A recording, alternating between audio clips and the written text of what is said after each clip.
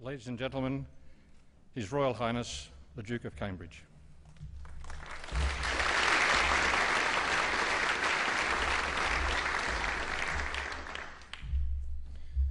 Prime Minister, Mr. President, Madam Speaker, Chief Justice, Leader of the Opposition, Ministers and Members of Parliament, members of the Diplomatic Corps, distinguished guests, ladies and gentlemen, thank you very much for your extremely warm welcome. When Catherine and I arrived in Sydney last week, I said how much we'd been looking forward to this visit. Drawing on my own experience, I told Catherine that it'd be wonderful, and so it has been. Anticipation has become deep admiration. There is so much to admire about Australia. Catherine and I acknowledge the timeless values of the Aboriginal and Torres Strait Islander peoples. They have been the custodians of this ancient and majestic continent for thousands of years. The traditional owners of stories and the magnificent and moving rock art at Uluru, which we saw for ourselves, are a priceless inheritance. They tell us not just about the past, but provide a precious vision for the future.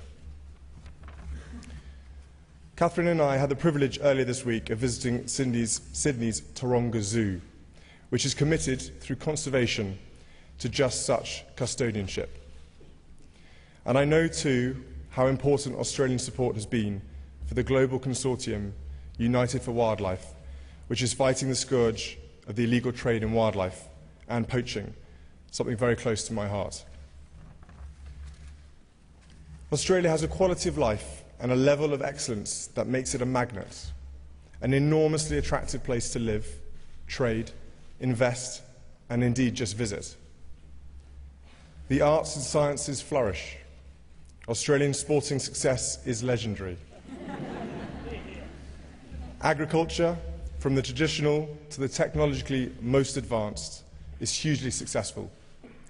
This is a country that is in the front rank internationally. We have both seen all of this for ourselves. Australia may be known as the lucky country, but often the harder you work, the luckier you get. Australians make their own luck. The distinct Aussie formula that has fashioned such a dynamic society is the source of admiration and envy around the world. What Australia has achieved goes much wider than Australia itself. The last 30 years have seen the rise of the Asia-Pacific region.